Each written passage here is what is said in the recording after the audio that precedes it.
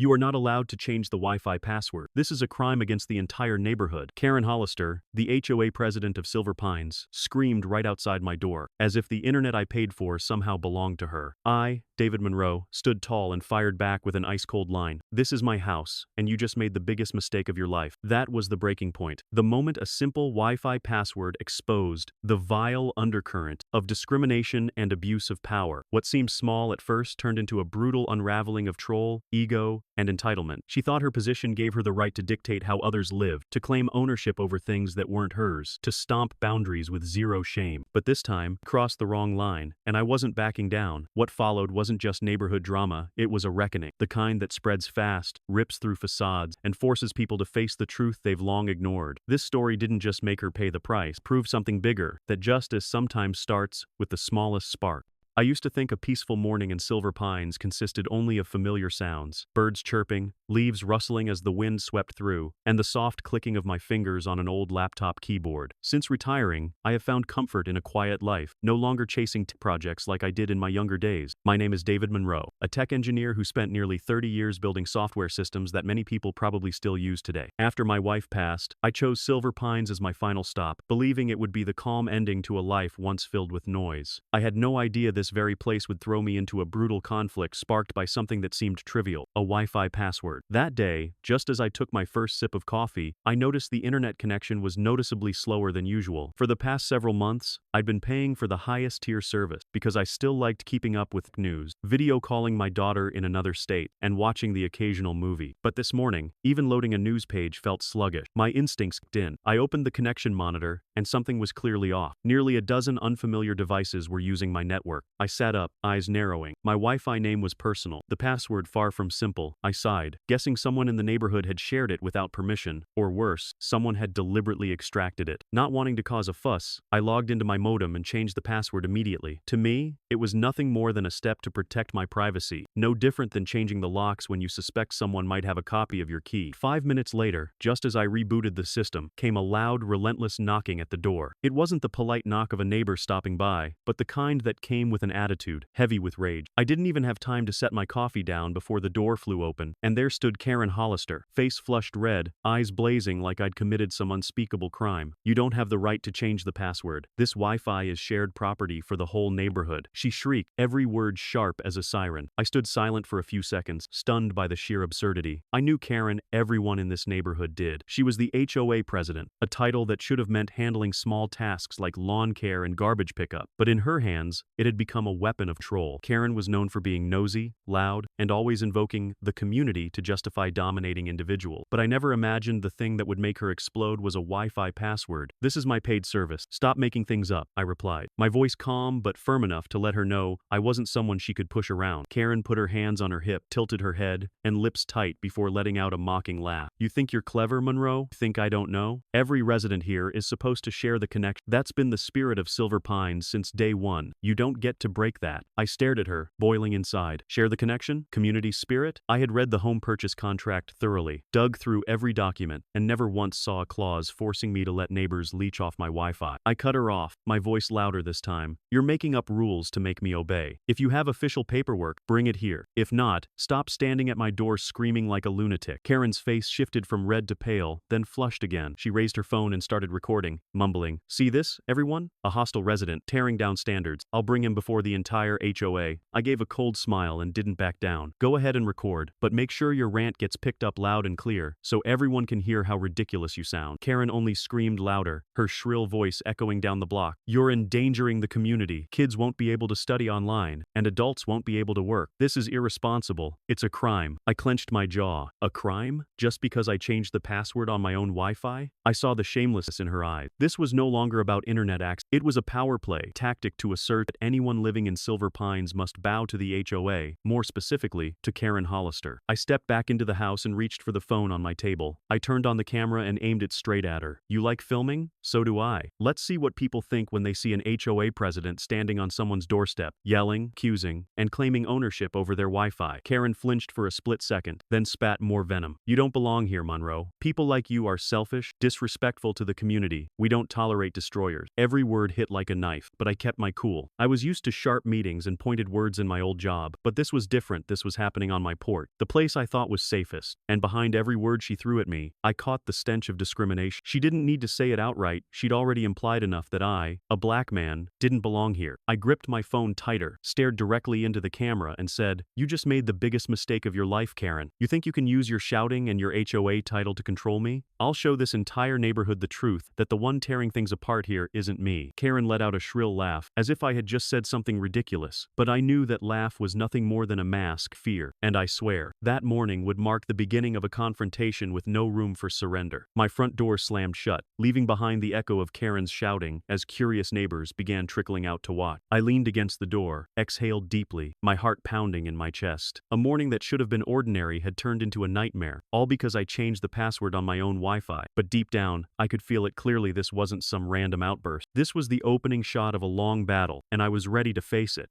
The door had barely shut behind me when the pounding started again, relentless and defiant. The sound hit like a hammer against metal, echoing through the early morning stillness of Silver Pines, a neighborhood that prided itself on peaceful facades and a tight-knit community. I stood motionless for a few seconds, a rising irritation boiling in my chest. I knew Karen wouldn't stop. That was her nature, tenacious as a leech, always sniffing out disobedience like a predator drawn to blood. The moment someone refused to bow, she would do everything to crush them, to make them feel isolated, unwelcome, even driven out of the community. Cracked the door open, and before I could say a word, her face was already there, rigid, triumphant, eyes gleaming with that predatory glint of someone who believed she held absolute power, as if she had personally signed the deed to every brick in the neighborhood. Here, residents must share their connection. It's an unspoken rule of the HOA, Karen hissed, each word forced through clenched teeth, slicing the air like a fine blade. Her hand trembled not from fear, but from a rage that had been simmering far too long. This was the fury of someone defied. She was used to giving orders, and I, someone who had moved in less than 6 months ago, had just delivered a silent slap by refusing one of her demands. I laughed. This time the sound wasn't held back, it was bitter and laced with contempt. The laugh of someone who had just discovered a terrible performance executed with full conviction. An unspoken rule, I emphasized each word. I read every single document when I bought this house. There's not a single line that says I have to provide internet for the entire neighborhood. You're fabricating rules to justify outright theft. Don't talk to me about fake laws. The air thickened like someone had poured glue into the space between us. A few neighbors started to gather from down the street. They weren't necessarily curious, more likely just conditioned to respond whenever Karen's voice hit a certain volume. They stood scattered along the sidewalk, watching quietly, none of them stepping in, their eyes settling on me, the newcomer, as if waiting to see what I'd do next. I knew they were used to Karen commanding HOA meetings, raising her hand to punish one person or fine another. But today, they were seeing her scream over a Wi-Fi password. The sight was almost comical. Like a reflex, Karen immediately raised her phone, hit record, and her face lit up with a false glow. "There, everyone can see," she said, turning slightly as if live streaming a breaking emergency. A resident rejecting the community, refusing to follow Silver Pine's culture of sharing. "I will make this clear in the next meeting." Her voice rang through the row of houses, every word sharpened to wound. I didn't blink. I looked straight into the lens, my voice hard as steel. "Keep recording, but make sure the audio's clear, so everyone hears exactly how you're making up a rule that doesn't exist. I'm not afraid of the truth." Karen paused just for a second, but I caught it. Then that twisted smile crept back onto her lips. She believed the phone was a tool to manipulate public opinion, that with just the right edit, she could paint me as irrational, aggressive. But she forgot one thing: not everyone stays silent forever. That's when I caught it. The sunlight hit her phone screen just right, and in the list of saved Wi-Fi networks, mine stood out clearly, along with the icon showing the password was stored. It was a small detail, but impossible to ignore. I raised an eyebrow, my voice dropping, every word hissing through my teeth. "You've been using my Wi-Fi all along, haven't you? I just saw my network name on your phone, with the password saved, and now you're standing here accusing me of not sharing?" Karen's face went pale for a split second. Then she shouted even louder, as if volume could erase the truth. "Don't you dare accuse me. Who do you think you are? Calling me a thief? I'm the president of the HOA. I represent the rules of this community." I stepped fully onto the porch, phone in hand, recording straight to her face. "Represent the rules? Or represent lies? If you can't explain why your phone has my passwords saved, how can you stand here talking about community spirit?" A silence fell over us like a cold wave. The eyes that had seemed indifferent moments ago began to shift. A middle-aged woman frowned. An old man in a baseball cap leaned in to whisper something to his wife. No one spoke, but the atmosphere no longer tilted completely in Karen's favor. Sensing the shift, Karen changed tactics, turning to personal attack. "You've been here a few months, and already act like you run the place? Silver Pines isn't for people who don't respect the community. You're only making this neighborhood worse. I felt every word like a blade against my skin, not for the arrogance, but for the message buried beneath. What she said wasn't just a warning, it was contempt aimed at my skin color, my voice, my very presence in this place. She wanted me to feel like an outsider among familiar faces, to turn me into an intruder in the very home I paid to live in peacefully. I took a deep breath, lifted my head, and let my gaze sweep over each person around me. You're exposing your true self. I've lived long enough to recognize discrimination and abuse of power when I see it. I'm not backing down, and you will have to face the consequences of this shameless behavior. Karen gave a dry laugh, but her eyes had changed. No more confidence, no more control. She looked around for support, but all she found were a few glances, a few eyes dropping to the ground. Some had already turned and walked back into their home. Karen, like a cornered animal, hissed one last time. I have proof you're defiant. I'll show this whole neighborhood who you really are. I raised my phone too, pointing it directly at her. And I have proof you've been stealing my internet. Let's see whose face gets exposed to the community. The tension peaked. This wasn't about Wi-Fi anymore. It was a confrontation over dignity, truth, and the right to exist. A battle between someone who dared to speak up and someone who had grown used to control. Karen slowly backed down the walkway, her voice still tossing out empty threat, clinging to whatever scraps of authority she had left. I stood still, watching her go, no longer confused or shaken. That seemingly quiet morning had become a turning point, and I knew Karen's shamelessness was only starting to be revealed. But me? I was ready.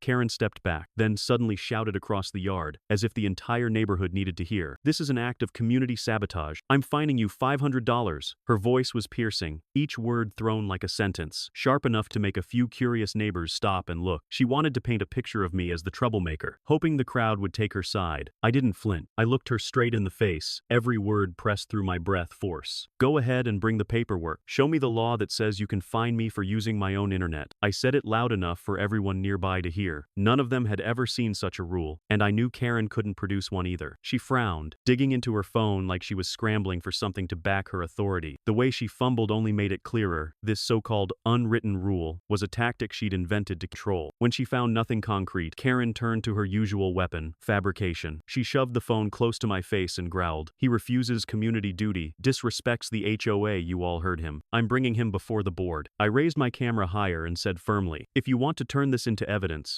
let both sides record. People will see who's lying and who's slinging baseless accusation. That answer caught Karen off guard for a moment. Then she raised her voice even louder, trying to bury her weakness in sheer volume. Her words became more unhinged with every breath. You're disturbing public order, blocking kids from learning, stopping adults from working. A selfish resident like you doesn't belong in Silver Pine. Every sentence reeked of control. I knew exactly what I was dealing with, someone who wouldn't stop unless met with truth and proof. I lowered my camera and said calmly, I'm not disturbing anything. I'm protecting my legal right. If you want to take me to court, I'll go and I'll demand to see every document you've ever signed under the HOA's name. I looked her straight in the eye as I said it. She froze just long enough for me to catch the flicker of worry behind her stare. The crowd started murmuring, no longer standing in silence like before. A man whispered to his wife, since when was Wi-Fi shared property? A woman frowned, pulled out her phone, and began searching, trying to verify what I said. Karen's eyes darted around, realizing the doubt was spreading beyond her control, and she grew more frantic. Instead of backing off, she gritted her teeth and launched a new threat. If you don't pay the fine by the end of this week, I'll file a violation report with the police. And don't blame me for what happens next. I couldn't help but laugh. Who exactly are you scaring with laws you made up? I've worked with both legal and tech systems. I know for a fact no cop's going to investigate a resident for changing their own Wi-Fi password. Those words weren't meant to bring her down. They were meant for every neighbor to hear, to understand that I wasn't afraid. I wanted them to see that this blatant abuse of power had to be stopped. Karen clenched her teeth, raised her phone to record again, but now her image was no longer that of a strong leader. It was of someone desperately clinging to crumbling authority. I stepped back inside and shut the door. Karen's shouting still echoed outside, but I no longer cared. I knew she wouldn't stop, and I also knew this fight was only just beginning. What had just happened was enough to cement my resolve. I wasn't going to let this absurdity drown me, and I wasn't going to let this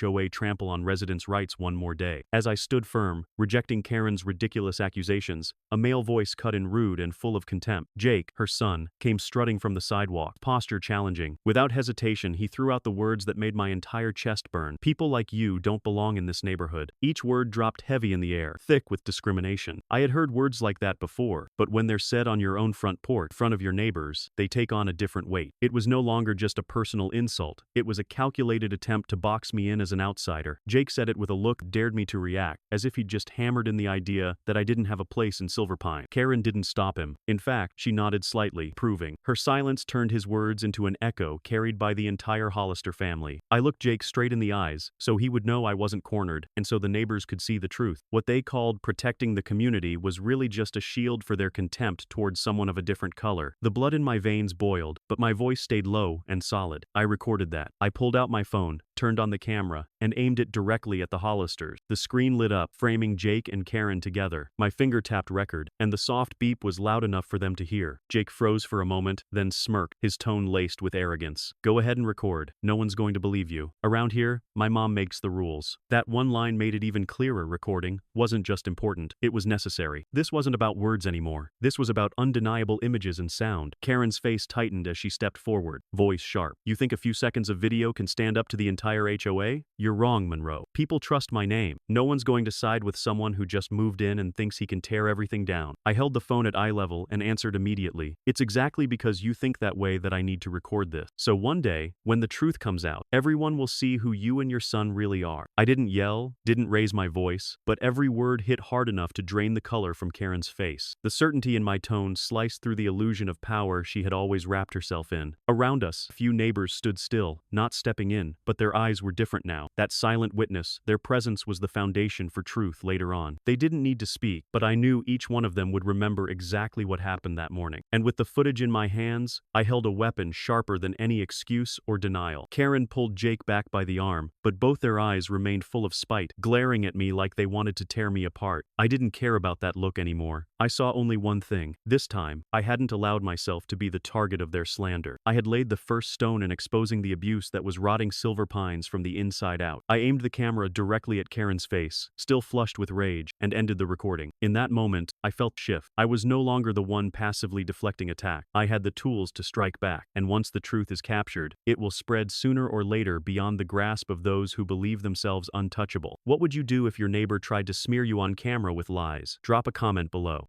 Karen saw me raise my phone, and for a brief second, her face twitched, but she didn't back down. Instead, she pulled out her own phone and immediately called the police. Her voice rang out loud and clear, intentionally so every neighbor could hear. There's a black resident causing a disturbance, sabotaging the neighborhood Wi-Fi. I need immediate assistance. The accusation rolled off her tongue smoothly, like a script she had rehearsed, and the racial undertone was blatant enough to send heat surging to my temples. I stayed still, letting her ramble, because I knew those very words would expose her absurdity later. The neighbors murmured among themselves. A few sighed, some avoided eye contact, and a handful nodded along with her as if already primed to take her side. I didn't care about those reactions. I had the video, and more importantly, I was mentally prepared for the worst. It didn't take long before two police cars rolled into the neighborhood, their flashing red lights bouncing off white fences and shuttered windows. Karen instantly shifted tone, slipping into character like a practiced act. She raised her hand, hurried toward the officers, and with a quivering voice said, "Thank you for coming. I'm being threatened." He locked the shared Wi-Fi. I've begged for help, and only got yelled at. Fear for my family's safety and the community's. The officers turned to me, their faces unreadable. I stood on my port, arms relaxed at my side, phone lit up in my hand. I spoke slowly, making sure my voice stayed steady. I'm David Monroe, a legal resident at house number 14. This is my personal internet connection, which I pay for monthly. I changed the password after noticing multiple unknown devices connect. She fabricated a story about shared Wi-Fi, then used my race to frame me as the villain. Karen immediately cut in, fake tears running down her cheek, one hand dramatically to her chest like she might faint. He's lying. He's been hostile and aggressive all morning. I had to protect myself. Her voice cracked as she sobbed, acting out a scene of victimhood, looking at the officers with pleading eyes while casting a victorious glance in my direction. I lifted my phone and played the footage from just minutes earlier, letting the audio fill the space. Karen's voice, sharp and bitter, Jake's discriminatory comment, and her clear declaration that I owed her $500. Every overacted word she had just spoken unraveled instantly. The officers exchanged glances, visibly taken aback by the evidence. One of them turned back to Karen and asked, "Do you have any official documentation proving this is shared HOA Wi-Fi?" Karen froze, lips moving as if grasping for a convincing line, but she couldn't build a new story fast enough. She stammered, then tried to salvage her position. The community spirit. We've always shared things here. I jumped in, my voice sharper. The community spirit you're talking about is theft and slander. I have the evidence, and I will take all of it to court. But today, I want you officers to see for yourselves who is abusing their position combination of power. The air was suffocatingly silent. The neighbors who had looked on with curiosity earlier now stepped back, their eyes avoiding Karen. She had lost control, her hand gripping the phone tightly, her face contorted in fury. I knew I had just shifted the momentum. The police didn't arrest me, nor could they do anything more with the evidence so clear. They scribbled a few notes and left, while Karen stood frozen like someone stripped of her most powerful weapon. I watched them go, a deep certainty settling inside me. This was only the beginning. Karen would not stop, but I had made up my mind. I would never allow myself to be a victim again. I walked into the house, dug through my file, then returned to the porch holding up the internet bill, still bearing the red stamp. My name, my address, my paid service plan all printed clearly, undeniable. I spoke with firm control, every word cutting through the thick air. This is proof I pay for this service every month. This is not shared property, and there is no clause that gives the HOA or Mrs. Hollister any authority over it. One of the officers took the document, glanced over it, then nodded slowly. But his eyes held hesitation, as if weighing more than just the facts in front of him. I turned to the other officer and caught the unease in how he avoided eye contact. They knew I was right, yet something held them back, a vague restraint I had sensed from the moment Karen opened her mouth. Karen quickly jumped in, her voice calm now, tinged with triumph. Seeing that the police weren't fully siding with me. You see, officers, he's aggressive, intentionally provocative. No normal resident behaves this way unless he's hiding. We've lived in Silver Pines for years. We have the right to protect our community value. Her words held no proof, but she spoke with the confidence of someone who believed that holding the title of HOA president alone was enough to mask the hollowness beneath. I looked at Karen, then turned to the officers, my voice low but firm. If you stand here and let her continue fabricating lies, you become complicit in the deception. I have the bill, I have the recording, and I have evidence of the insults from her and her son. It's all stored in my phone. I'm ready to present everything in court. At that moment, one of the officers glanced around, then stepped a little closer to me, speaking in a low voice only I could hear. You should be careful. This HOA has influence. Going up against them won't be easy. The warning hit like a needle straight into the skin. I kept my expression still, but inside, rage surged. So that was it. The hesitation in their eyes wasn't confusion. It was fear of the giant shadow Karen had cast over this. An organization that should have been mowing lawns and collecting trash was now shielded as if it held power equal to the law. I took a deep breath, forcing down the fire in my chest to respond clearly. Thanks for the warning, but I've lived long enough to know my rights. If this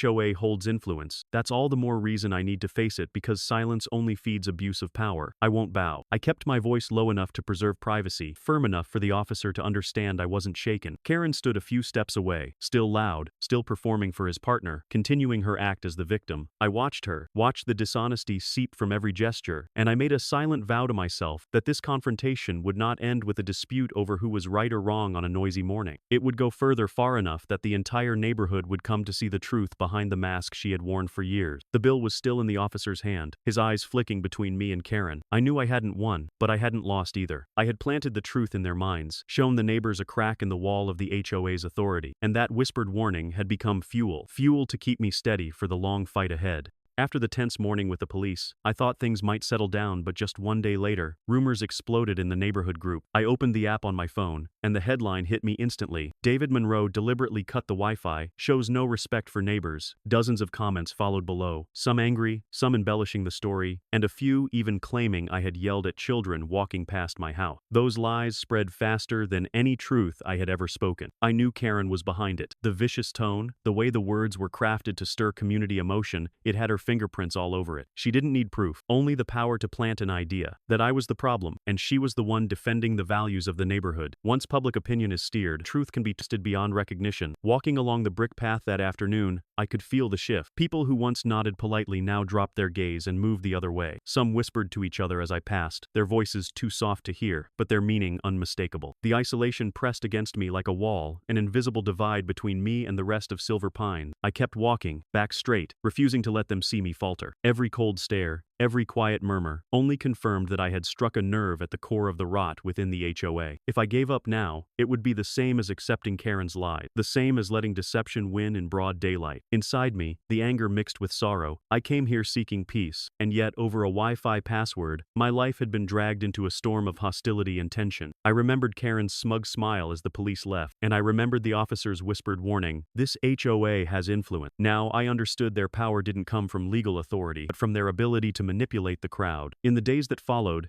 it only became clearer. When I trimmed the front lawn, passers-by stopped, stared, and shook their heads. When I stopped by the small shop in the area, the staff were colder than usual. No words were needed, those actions stabbed like 100 tiny needles. Karen had succeeded in making them see me as the outsider. I didn't justify myself. I didn't post in the group to argue. I knew that in battles like this, defending yourself too loudly only gives the enemy something to I stayed silent, but silence didn't mean surrender. Quietly, I kept everything, every message, every video clip, every reaction from the residents, each one a piece. I would fit into a much larger picture. Isolation didn't weaken me, it turned me into an observer. It made me see clearly who truly believed the lies, and who merely went along out of fear of HOA retaliation. From within that darkness, I started to notice the potential ally, the eyes that looked away not out of contempt, but because they weren't ready to take a stand. Karen might have thought she had succeeded in making me the thorn in the neighborhood's side, but the truth was, she had laid out the chessboard herself. And I, though pushed into a corner, had already begun to see the first moves that could turn the game around. The next morning, as I opened the door to pick up the paper, the first thing that struck me was a large, white sheet taped firmly to my front door. Printed in bold red letters, "Resident violates community standard." Below that, a scrawled signature, "Karen Hollister, president of the HOA." Froze for a few seconds, my hand instinctively tightening. She was no longer relying on whispered accusations or group rumors. She had gone public, defaming me right at my doorstep, where anyone passing by could see. For a moment, I could feel the eyes of neighbors across the street. A woman hurried her child past faster than usual. An old man walking slowly gave me a quick side glance, his brow furrowed in quiet confusion. That sheet of paper hung like a verdict, branding me an outsider over nothing more than a Wi-Fi password. All the peace I had once found in Silver Pines vanished in an instant, replaced by the feeling of living inside a prison built from suspicious looks and whispered rumors. I tore the paper down, my hand shaking with rage. Those words felt like a slap across the face, turning a minor dispute into public humiliation. My reputation had been dragged through the dirt by the lies and unchecked authority of a woman who had sat in the HOA chair for far too long. I looked around and saw a few neighbors pretending not to notice, yet watching my every move. That's when I understood Karen had gotten what she wanted. I was now the center of everyone's scrutiny. I stepped inside,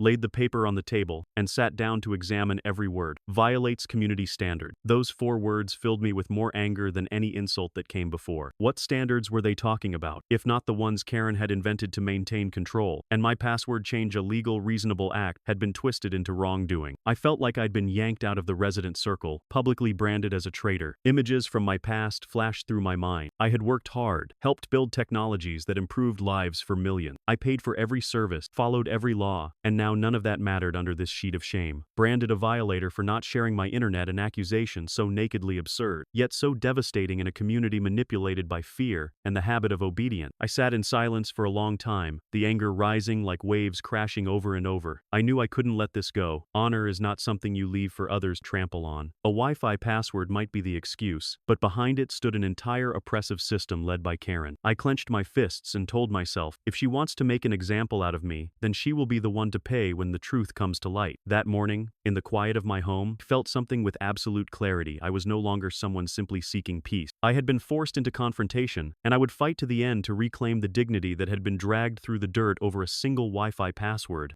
Just when I thought I had endured enough defamation, Karen found a new way to attack. Only a few days after the incident, I discovered a short video circulating in the neighborhood's Facebook group, showing me and her arguing on my porch. But the clip had been blatantly edited. Everything she said, her insults, her threats, the racial remarks, was gone. What remained was footage of me speaking sternly, my voice raised at the center of the frame, while Karen trembled on cue, like a frightened victim under siege. The comments below flooded in. Shameful. A new resident is acting so disrespectfully. Someone wrote, if the HOA doesn't get tough, people like him will ruin Silver Pine. I sat silently in front of the screen, reading each line as if it were a knife to the eye. They believed the clip because it matched Karen had already planted in their mind. I recognized a few familiar names, people who had once avoided my gaze now chiming in, helping to build the narrative she had carefully orchestrated. In the group, the clip was shared again and again, each time spreading wider, with new rumors. Someone claimed I had shouted in the street. Another insisted I had threatened women. One even invented a story that I had caused trouble somewhere else. All of it came from one doctored clip. I realized I was no longer just facing a domineering neighbor, but a well-oiled machine of fabrication that she operated with precision. I leaned back in my chair, heart heavy as stone. I had the full, original footage, but I knew the truth always moved slower than a lie. One compelling falsehood, one cleverly edited video, could outweigh dozens of pages of evidence in the eyes of a crowd already conditioned to believe what they wanted. Karen understood that rule. and wielded it as a weapon. She didn't need to prove anything. She only had to cast me as the aggressor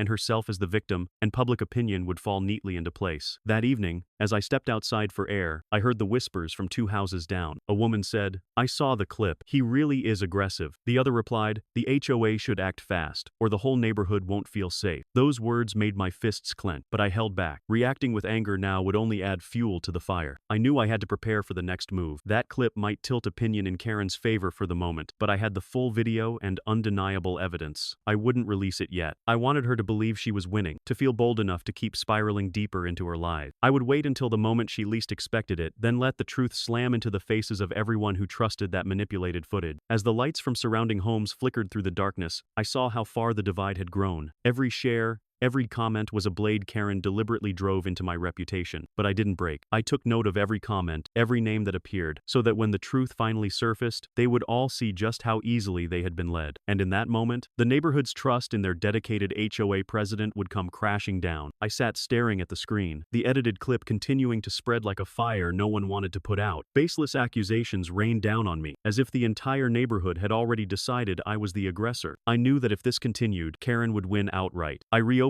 the original footage I had recorded, played every word, every shout, every discriminatory remark hurled directly at me. There was no doubt this was the weapon I needed to bring her performance to a halt. I didn't hesitate any longer. That same evening, I posted the full, unedited video to the neighborhood group. It opened with Karen standing at my doorstep, shouting that I had no right to change the password, that the Wi-Fi was shared property. Then came Jake's voice, clear and sharp, with his racially charged remark thought would be lost in the noise. Every detail was exposed, leaving no room for denial. I kept the final segment, where I stated I would take everything to court. The video was longer, less polished than Karen's version, but it held something she could never fabricate: the raw, unfiltered truth. Within minutes of posting, the reactions came pouring in. This time, the comments were no longer one-sided. Some stayed silent. Others admitted they had been too quick to believe the shortened clip. One resident wrote, "If this is the original, then shame on whoever spread the false version." Another added, "I heard that line clearly blatant discrimination. Is this a community, or one family's stage show?" The outrage grew steadily, and I could feel the momentum begin to shift in my favor. The video didn't stay confined to the group. One resident shared it on their personal page with the caption, "Silver Pines doesn't deserve to be run by lies." From there, it moved beyond the neighborhood, out of Karen's control. Friends of residents saw it, then shared it again. Within a day, the original video had thousands of views. Karen's discriminatory remarks and condescending tone became topics of discussion, no longer contained within a few cobblestone streets. I knew for certain Karen was spiraling as she watched truth unravel. She had grown used to controlling the narrative through manipulation, but this time, I got there first. She no longer owned the story she had to stand by as her reputation fell. I saw a few accounts that usually defended her go silent. Others scrambled to delete old comments. That silence alone was proof enough that the mask she had worn for years was finally cracking. That night, I stepped out into the yard and took a deep breath. The night air carried a hint of damp grass, but inside me was a feeling of relief. For the first time since this began, I no longer felt backed into a corner. I had taken the initiative, and the truth had found its voice. Karen surely wouldn't stop, but I knew she had lost her greatest weapon, her ability to twist public opinion at will. What I gained wasn't just personal vindication. I realized something far more important. A community can never be healthy if it allows one person in power to abuse that power, fabricate stories, and turn fear into a tool of control. The original clip spreading beyond Silver Pines didn't just restore my reputation, it planted the seed of an awakening. And from that seed, the real battle with Karen had only just begun.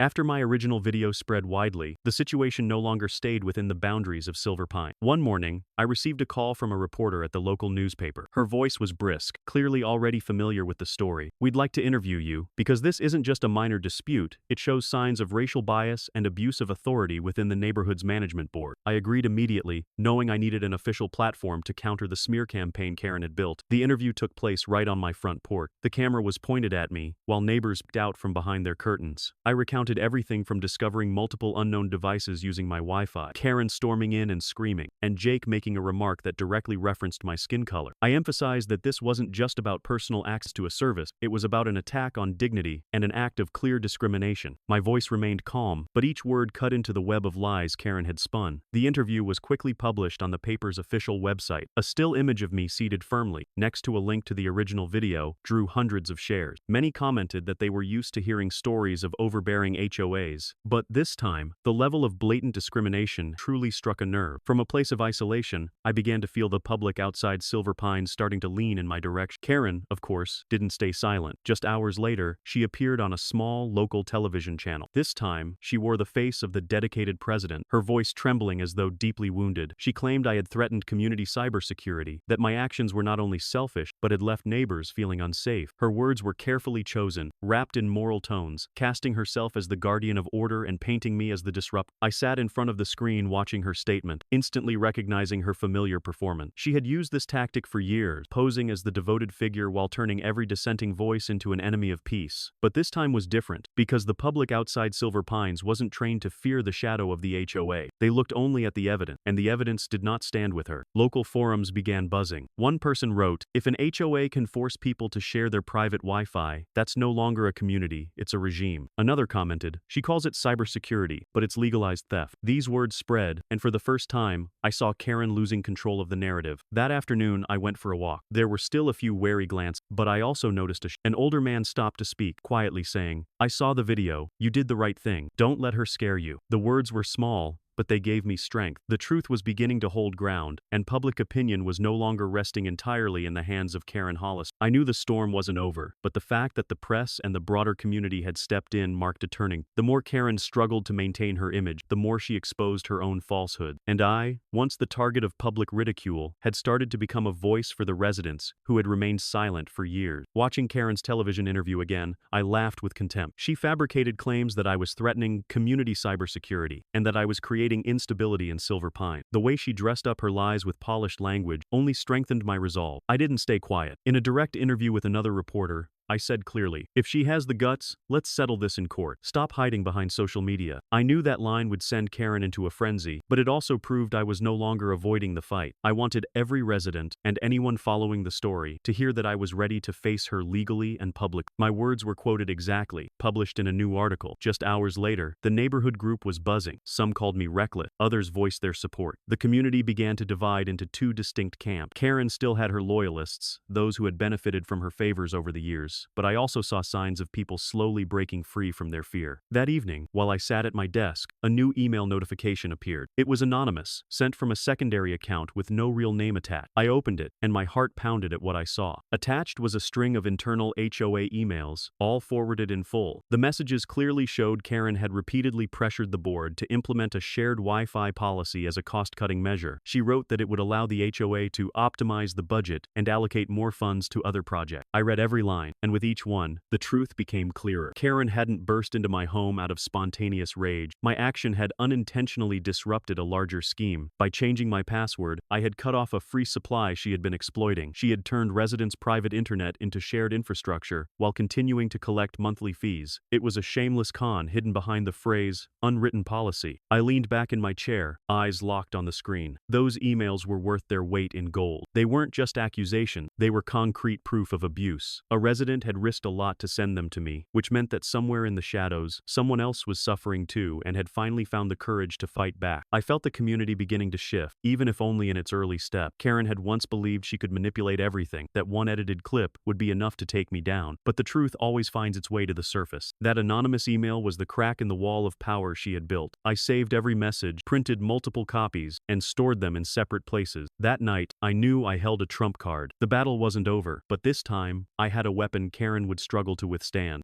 The resident meeting that evening was held in a small hall at the heart of Silver Pine. Every seat was filled, the air thick tension. As I stepped in, I felt the sharp gaze of many eyes pierce through me like needles. Karen sat at the head table, her face meticulously made up, wearing the confident expression of someone who believed she was about to end a battle she had already won. As soon as the meeting began, Karen stood up, her voice ringing out with a false air of authority. "Everyone, we are gathered here today to address a serious matter. A new resident has caused disruption, breaking the unity of Silver Pine. That person is David Monroe. I propose that the board consider his expulsion to protect the standards of our community." Whispers filled the room, some nodding in agreement, others remaining silent as if waiting to see how it would play out. I sat still, eyes locked on Karen, listening closely to every word she delivered. I knew she had her script ready, from how she emphasized phrases like disruption and breaking unity, to how she scanned the room for support. As soon as she finished, I stood. The screech of the chair legs against the tile echoed through the hall, drawing everyone's attention. I took a deep breath, my voice sharp and steady. You used my Wi-Fi for years without permission, and now you stand here accusing me in front of everyone? The room fell into stunned silence. I looked Karen in the eyes, watching her fake smile falter, flicker of fear crossing her face. I continued, I have proof full recordings showing you and your son insulting me, and you secretly using my internet while turning it into an HOA resource. Is that the standard you're talking about? Whispers rose again, but this time they lacked the agreement of before. A man from the middle row spoke up. Is this true? The HOA president stealing a resident's Wi-Fi? A woman murmured. Then we've been misled all along. The murmurs spread quickly, and I saw Karen begin to lose control. Karen raised her hand, her voice rising to drown out the chatter. He's making it up. This is just a ploy by someone who refuses to follow the rules and wants to tear this community apart. She tried to sound firm, but I could see the cracks in her composure. I raised my phone and played the original recording for the entire hall to hear. Karen's voice blasted through the speaker. You don't have the right to change the password. This Wi-Fi belongs to everyone. Then came Jake's voice, filled with disdain. People like you don't belong in this neighborhood. The room shifted from noisy to outraged murmurs, with a few people sighing and others shaking their heads in disappointment. I lowered the phone and spoke in a firm, steady tone. I've been slandered, had shaming notices posted on my door, and been isolated simply for defending my legal right. Today, I'm speaking up so everyone can see the truth. The problem in Silver Pines isn't a new resident. It's the way one person has abused power and turned the HOA into a tool for personal gain. The room erupted, and the atmosphere shifted in an instant. I glanced around and saw the eyes that once held suspicion now beginning to reflect empathy and anger. Karen sat frozen, her hands clenched around a stack of papers, her face clearly showing signs of defeat. I knew that from this moment on, she no longer held a monopoly over public opinion in Silver Pine. Karen stood stunned for a few seconds after the video played, but then she suddenly found her voice, trying to mask her panic by yelling. Her hoarse shout echoed through the hall. You don't belong here. The words came out shaky, threat, part desperate plea to cling to the last shred of authority. I saw her hands tremble as she gripped the papers tighter, face flushed whether from rage or fear. I couldn't tell. The entire room burst into noise. People in the front rows murmured, and a few stood up in protest. A woman shouted, if this is true, then you're the one who doesn't belong in Silver Pines. A middle-aged man attempted to calm the room, saying the community needed unity, but his voice was drowned out by the flood of questions aimed directly at Karen. One resident demanded answers about the internal emails discussing shared Wi-Fi. Another brought up her son's behavior the other day. The atmosphere resembled a roaring fire, and everyone seemed eager to throw in more fuel. I remained silent, listening to every word, letting the truth do its work. The isolation I endured in the days before felt like it was melting away. I didn't need to shout, didn't need to justify myself any further. Everyone had seen the evidence, had heard Karen and Jake's voices clearly. That tremble in her last sentence was the most revealing confession of all. Karen tried to raise her hand and regain control, but the noise had spiraled beyond her reach. A young resident spoke up. You've bullied us with your authority for too long. Now that the truth is out, how dare you raise your voice? Another cut in. This isn't the first time. I've received one of your bogus violation notices too. Their words rocked the hall, unleashing a wave of long-restrained frustration. I knew Karen was losing her footing right before my eyes. Even those who once stood by her now hesitated, unsure of what to believe. I saw doubt spreading across the rows, and for the first time in years, Karen's HOA chair no longer appeared untouchable. I took a deep breath and spoke with calm firmness. I came to Silver Pines for peace, not conflict, but I won't let anyone fabricate lies and trample my dignity. The truth is right here, and Mrs. Hollister can't erase it. No one answered me, but the moment of silence quickly turned into a chorus of agreement. Karen stepped back, her eyes darting like someone lost. I knew this battle was far from over, but in that moment, I had reclaimed the most important thing of all, my voice. In a community that had once been manipulated into silence, would you have the courage to stand up in a room full of people against you and speak the truth? Comment and let me know.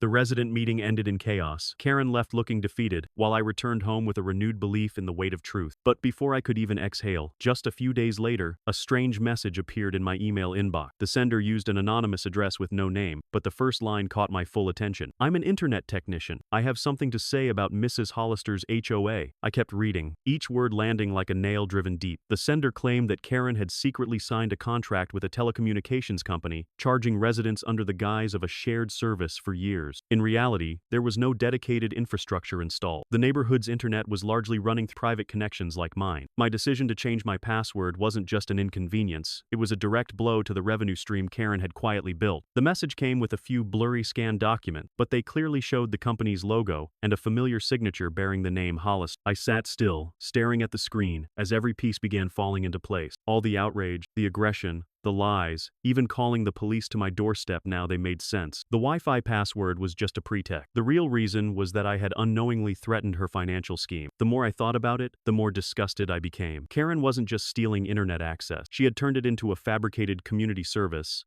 and pocketed the money. I recalled the suspicious stares, the whispers behind my back, the humiliating notices taped to my door. It had all been orchestrated not just to discredit me, but to preserve the mask covering an elaborate fraud. I leaned back in my chair and took a deep breath to suppress the rage rising in my chest. The message came without a name clearly. The sender feared retaliation. That only proved how deeply Karen had cultivated an atmosphere of fear, where people treaded lightly around the false authority of the HOA. But at least now, I had a new foothold. I began saving every email, organizing the evidence I had gathered. The scattered fragments were becoming a coherent chain, revealing that this was no longer a personal dispute, but a calculated system of deceit. I knew the road ahead would be harsh. Karen would never back down willingly. She would create more narratives, twist more facts, and try to paint me as the villain. But I had seen the truth at the heart of it all. This was no longer about a Wi-Fi password. It was a battle to expose an entire web of lies, wrapped in the title of HOA, cloaked in talk of community. I looked out the window, watching the lights in neighboring houses flicker on in the calm of the evening. Behind that peace, I knew many were quietly trapped in the same web Karen had spun, and to myself, I whispered, it's time to bring the truth into the light no matter what storm it takes to get there. As I sat and replayed the entire chain of events from the shouting on my porch to the humiliating notice taped to my front door, everything began to come into focus. The Wi-Fi was never the real issue. It was simply a tool Karen used to build a secret revenue stream. She fabricated what she called a shared service, then collected monthly payments from residents, all while using private internet lines like mine as the actual infrastructure. I remembered the times residents had quietly complained about vague maintenance fees, only to fall silent again, perhaps out of fear of retaliation from the HOA. One by one, people bowed their head, paid extra to avoid trouble, while Karen used her authority to crush any voice that dared question her. She wrapped it all in the illusion of community spirit, masking what was, in truth, a blatant scheme of theft. What she called sharing was really a way to turn residents' property into her personal profit. The anonymous emails I received were the final puzzle. I could clearly make out Hollister's signature at the bottom of the blurry scanned contract, and from that moment, there was no doubt left. Karen wasn't just a loud, overbearing HOA president. She was the architect of a systemic scam. My anger boiled over, but it wasn't the explosive rage I had once felt. It was a cold resolve. I had to expose it all. I made up my mind to investigate this to the end. I knew it wouldn't be easy. I was going up against a machine that had rooted itself deep into this neighborhood, but I had no other choice. I began organizing every piece of evidence I had, from the video of Jake's racist remarks to the original footage, unmasking Karen's lies, and the internal documents sent to me by anonymous residents. Every detail was carefully archived, printed in multiple copies, and stored in different places. I would not let Karen erase the truth. In my mind, the next steps were already forming. I would reach out to residents who had quietly endured the fees, persuade them to speak up. I would ask an old friend, now a lawyer, to review those fabricated contracts, and I would prepare to bring everything to light in the media, in court, so Karen would have nowhere left to hide. I knew this path would be dangerous. Karen was used to abusing power. She wouldn't hesitate to silence anyone who stood in her way. But the more I thought about it, the more I realized that years of silence from this community were exactly what gave her that power. If I backed down, I'd be complicit in that cowardice. I stood up and looked out at the familiar brick-lined street of Silver Pines. Outside, all was calm, but inside me was a storm of determination. Karen thought she could manipulate public opinion. What she never expected was that a single Wi-Fi password would become the spark, and I would use that spark to burn down every lie she had built over the years. I spent the following days digging through the documents the HOA had sent to residents over the year. In an old file folder, I discovered a line item labeled Network Infrastructure Fee, which had been collected regularly for the past 5 years. The wording on the payment notices sounded legitimate, as if Silver Pines maintained a dedicated network system designed to serve all residents. But the more I combed through the details, the more glaring the irregularities came. There were no technical blueprints, no maintenance reports, no contractor agreements beyond a few loosely stamped pages bearing the HOA seal. fee had been collected like clockwork, and residents paid it without question. Karen had exploited both the trust and fear of the community, turning a service that never existed into a lucrative personal gain. I began cross-checking the claims against reality. I asked a friend in the telecommunications industry to inspect the wiring and modems across the neighborhood. The findings were both laughable and infuriating. The HOA had absolutely no independent infrastructure. The network everyone had been using all this time was actually pulled from the private lines of myself and a few other residents, none of whom knew they were being turned into unwilling providers. My decision to change my password was, in effect, severing one of the underground lifelines Karen and the board had secretly constructed. I sat staring at the stack of papers on my desk, seeing clearly the brazenness in every figure. Over the years, tens of thousands of dollars had been siphoned into someone's pocket, while residents believed they were contributing to a communal benefit. It was bitter to think of the elderly in the neighborhood, the young families scraping by, only now realizing they'd been methodically deceived. I couldn't keep this to myself. I began printing out each page, highlighting the key sections,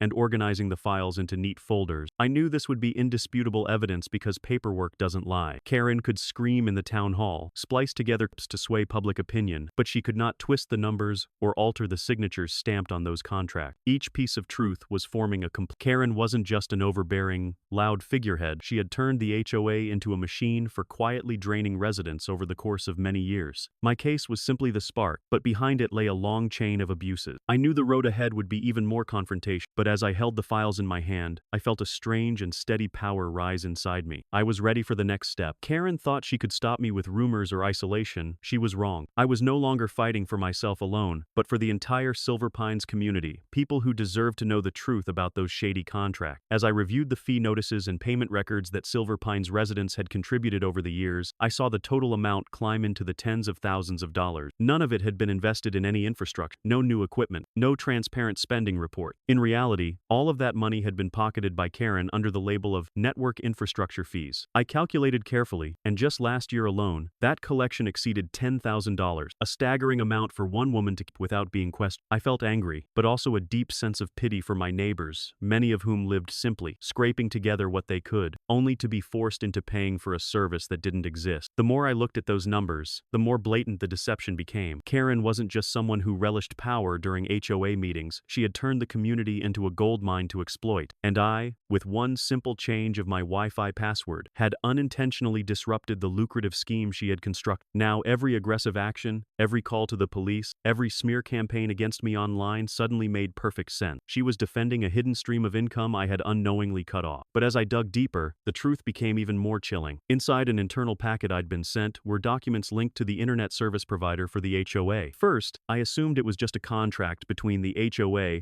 and some large telecom company, but when I looked closely at the ownership details, I saw the name Hollister Network Solutions. My heart pounded. The listed owner was none other than Karen Hollister. I sat frozen for a long moment, letting the words on the page sink in. The so-called community internet service was, in fact, her own private company, disguised under the HOA's name. That meant the residents of Silver Pines weren't just paying for a fake service, they were directly enriching the HOA president they thought was working on their behalf. Everything locked into place like the final pieces of a cruel puzzle. She was the collector, the beneficiary, and the rulemaker all at once, designing a system to shield herself from accountability. Fury rose inside me like a wave. I saw the faces of my neighbors, the ones who had paid silently, believing it was part of their civic duty. Now the truth was out. They had been reduced to puppets in a performance Karen had written and directed. The more I thought about it, the heavier the responsibility on my shoulders became. If I did nothing, if I let this truth stay buried, then everything I had fought for would mean nothing. I folded the documents and narrowed my gaze. This was the turning point, the twist I hadn't seen coming. Karen wasn't just an abuser of power, she was greedy enough to build an entire company just to siphon money from residents. I realized I was no longer fighting for my reputation alone. I was fighting for all of Silver Pine. And this time, I swore I wouldn't stop until the whole truth stood exposed in the light.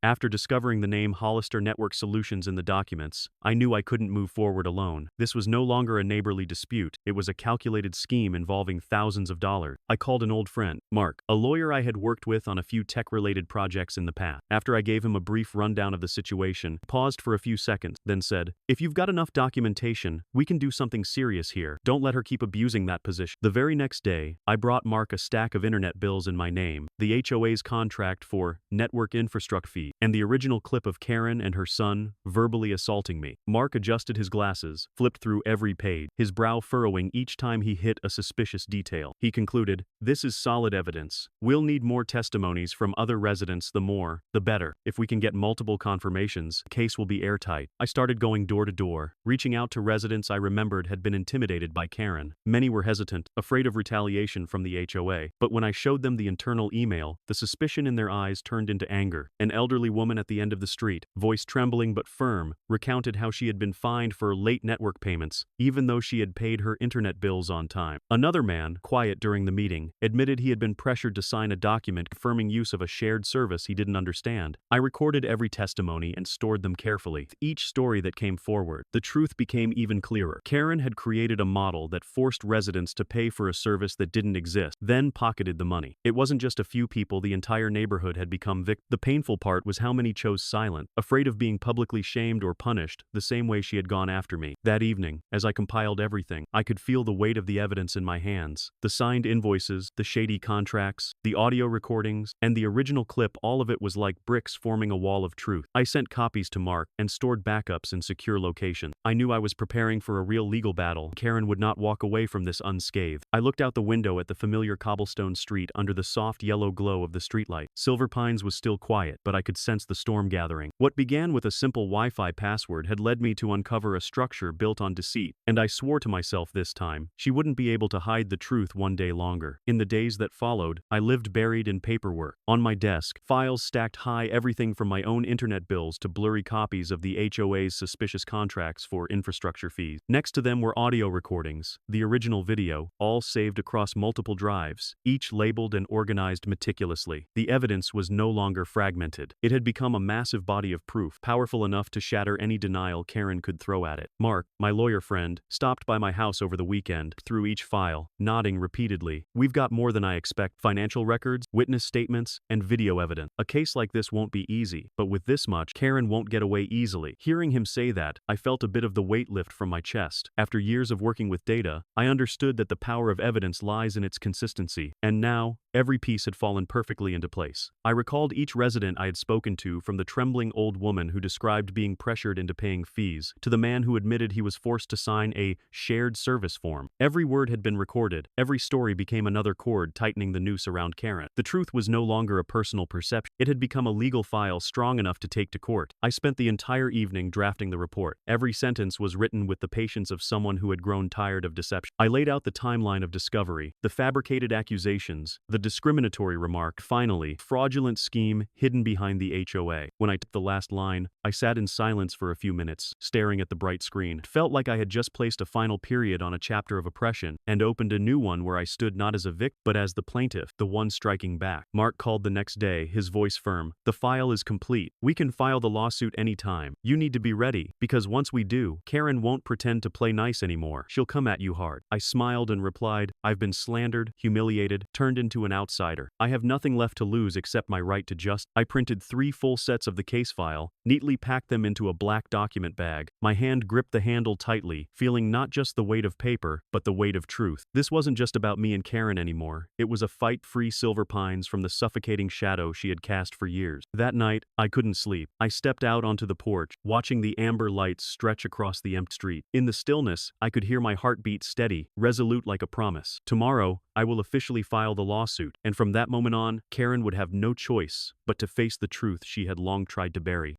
Just as Mark predicted, Karen didn't give me time to prepare. Only a week after I finalized the lawsuit, she launched her counterattack. An official notice arrived at my house. Karen Hollister, acting as president of the Silver Pines HOA, was filing a countersuit against me for harassment, disturbing public order, and compromising neighborhood safety. Reading each line, I nearly laughed. From someone accused of embezzling residents' money, she had now turned herself into the victim, while I was cast as a threat to the entire community. I knew exactly what this was: a desperate move. Karen was trying to flip the narrative by dragging me into court first, so the public would assume I was the one at fault. But I was no longer on the defensive. I called Mark immediately, my tone calm. "Let's go to court. I've been waiting for this day." He replied firmly, "Let the truth speak. With what you've got, she'll dig her own grave." On the day of the hearing, courtroom was packed. Many Silver Pines residents showed up, including faces that had once stayed silent when Karen publicly shamed me. Now they sat in the back rows, eyes following every move. Karen arrived in a neatly tailored dress, her expression carefully arranged to look sorrowful, like a woman enduring grave injustice. Beside her sat a hastily hired attorney, his face stone cold. The judge opened the session. Karen stood, her voice clearly rehearsed. rehearsed. As HOA president, I have been repeatedly threatened by Mr. Monroe, filmed me, shouted at me and my son, spread misleading footage, and subjected me to severe emotional stress, feared for my safety and for the safety of this community. Her voice cracked at just the right moment, as if on the verge of tears. Some residents behind her murmured, but I kept my gaze steady. When it was my turn, I stepped to the stand and laid down the case file. "I have evidence of everything," I said, voice even and clear. I played the original video for the court, Karen screaming on my doorstep, Jake making a racially charged remark, and Karen herself threatening to fine me $500. Next, I submitted utility bills proving I paid for my internet service legally, along with the blurry scanned infrastructure fee contract bearing Karen's signature. The atmosphere in the courtroom shifted palpably. Murmurs turned into heavy sighs. The judge frowned at the documents, his stern gaze fixed on Karen. Her attorney tried to intervene, claiming the footage was manipulated, the paperwork fabricated, but Mark, standing beside me, countered immediately. "If they claim it's edited, let them show the original. If they call the contract fake, let them explain the signature on Hollister Network Solution." Karen stood, her composure unraveling. She tried to argue, her voice sharp and strained. "This is all a misunderstanding. I was only trying to protect community order." But the more she spoke, the more her weak showed. Residents behind her began to whisper again, a few shaking their head in disappointment. I looked her straight in the eye, then turned to the judge and ended with a single, resolute sentence. "If there's anyone in Silver Pines guilty of harassment, it's the person who built a fraudulent system under the guise of the HOA, not me." In that moment, I knew I had seized the upper hand. Karen could continue flailing, but her performance was already beginning to collapse right in the place where she had expected to bring me down. As soon as I finished speaking, the courtroom fell silent. Karen remained standing at the podium, her lips moving but no words coming out. Every eye turned to her, waiting for a rebuttal, or at least an explanation. But there was nothing, just the speechlessness of a woman who had spent her life yelling and imposing her will on others. Her face turned crimson. Her hands trembled as she tried to hold the stack of papers, then let them fall, as if they weighed more than stone. Watching her, I saw it clearly. The wall of power she had spent years constructing had just cracked open in full view of everyone. The judge looked at her, waiting. Karen's attorney cleared his throat, trying to fill the void with vague legalese, but his words rang hollow. The evidence I had presented left no room for excuses. A few residents in the back nodded quietly, others shook their heads in dismay. The longer the silence stretched, the more pathetic Karen's position became. She couldn't scream anymore, couldn't fake tears, every trick had lost power. I remained standing, saying nothing more. There was no need to press further, the truth had already done it for me. Karen was forced to sit down, her eyes vacant, while the judge continued writing notes into the official record. I could feel the shift in the room, like a mountain had just moved. For the first time, Silver Pines saw its longtime ruler publicly exposed, defenseless and undone. The next morning, the local press ran the story everywhere. On the front page of the morning paper, the headline screamed, "Silver Pines, HOA president accused of abuse of power and fraud." The lead photo was of Karen in court, her head bowed, her face drained. Online news outlets replayed the footage I had released, juxtaposing it with her past statements, highlighting every contradiction and lie. Each article, each line of text spread quickly. No one talked about my Wi-Fi password anymore. They were talking about the truth behind it, a scheme of fraud built on HOA authority. Several publications dove into the racial angle, spotlighting how I had become the target simply because of the color of my skin, and from there, unraveled the profiteering game behind it all. Reporters came to Silver Pines, going door to door interviewing residents. Some spoke up, finally, recounting how Karen had bullied them or fined them without cause. Others admitted they had suspected the truth but never dared speak. Now that the news had exploded, I felt a sense of release. The wave of outrage was no longer confined to a neighborhood hall, it had broken out into the wider community. I sat in front of my computer screen, reading those articles, feeling both relieved and under pressure. I knew the matter wasn't over, but the involvement of the press had changed everything. Karen was no longer the one controlling the narrative, she had become the center of criticism. The image of the dedicated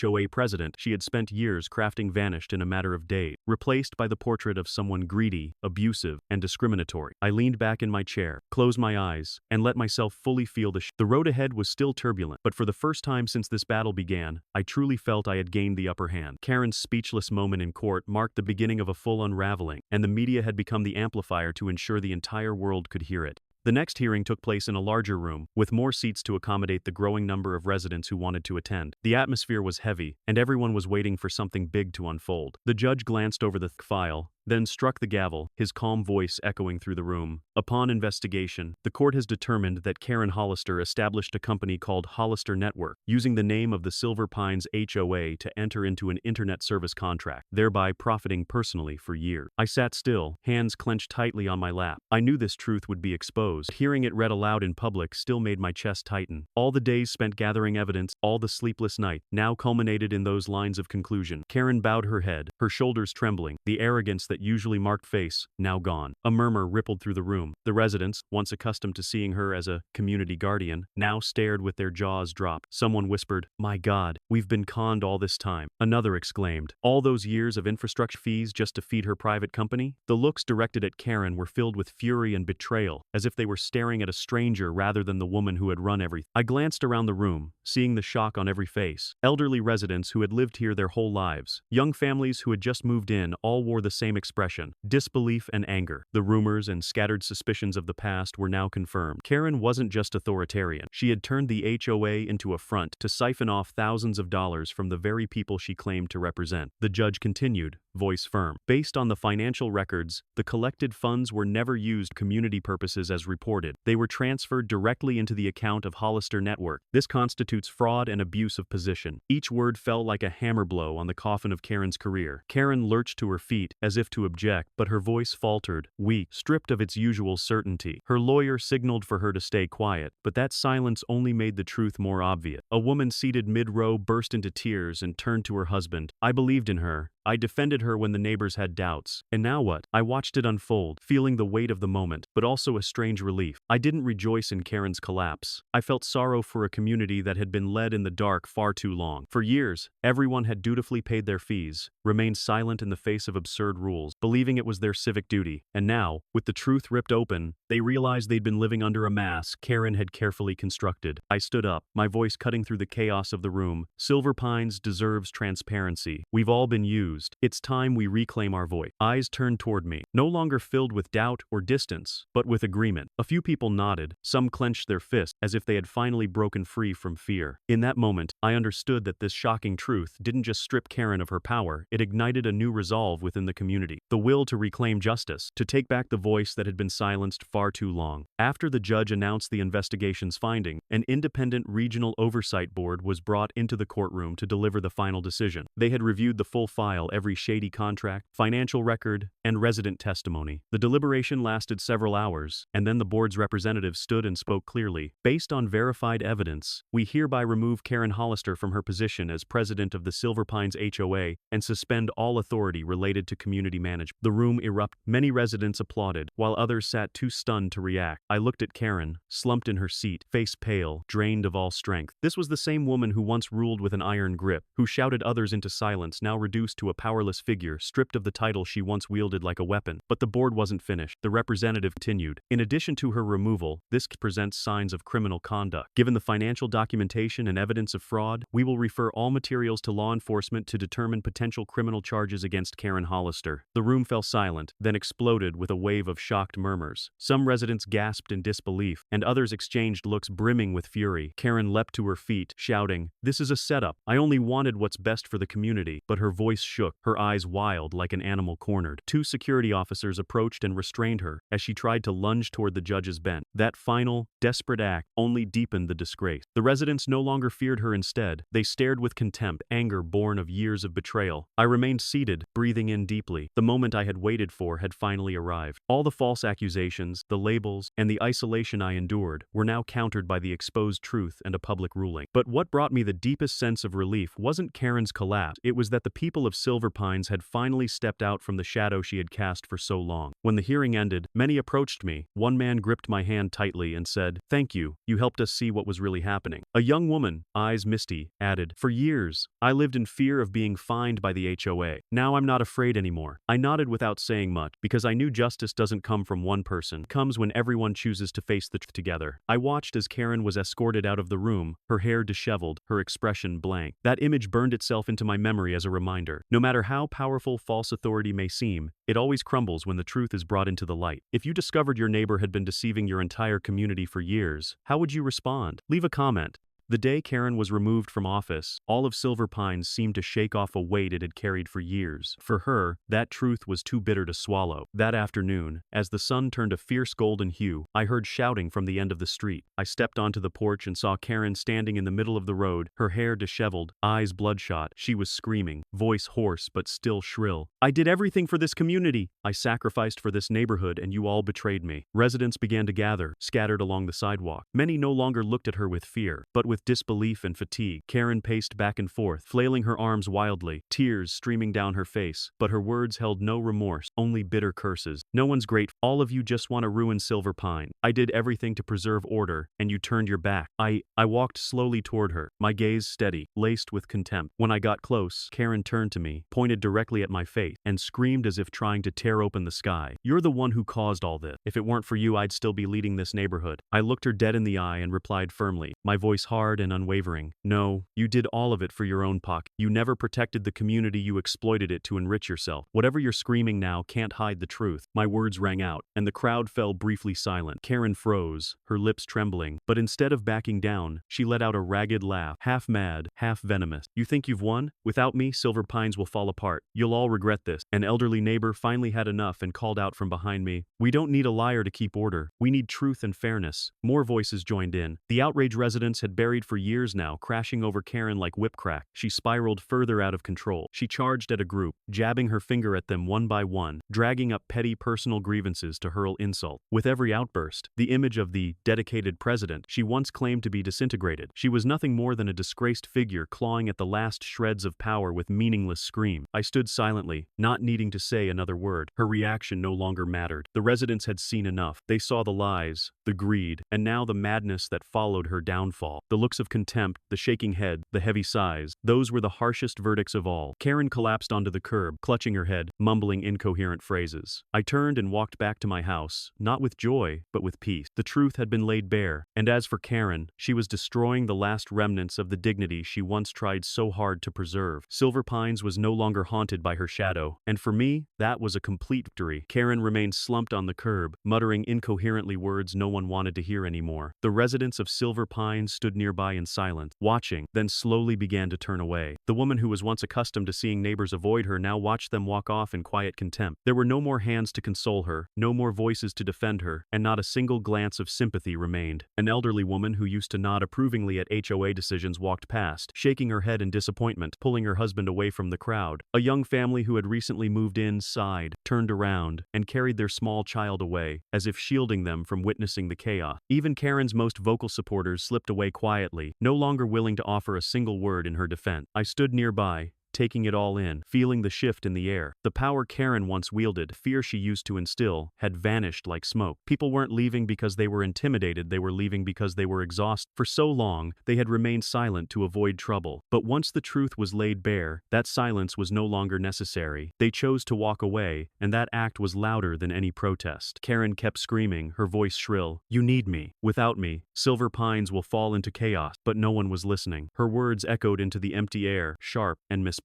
Footsteps grew sparse. The brick-paved street fell quiet again, leaving her alone in the vast space that was once her stage of power. I saw her reach out toward a few neighbors lingering at the edge, but they pulled away, continuing on coldly. In that moment, I understood Karen had not only lost her position, not only faced criminal investigation, she had lost her place in the very community she once ruled. Isolation from those closest to her was the heaviest blow of all. I turned slowly back to my porch, not with satisfaction, but with calm. I had once been the outcast of this neighborhood, labeled a troublemaker. Now, that label had reversed completely. The truth had made it clear who the real destroyer was. From my porch, I glanced back. Karen was still sitting there, small and lost in the middle of the wide courtyard. There were no more claps of approval, no more fearful stares, only a silent void and the chill of rejection. Silver Pines had officially turned its back, and to them, Karen was no one now.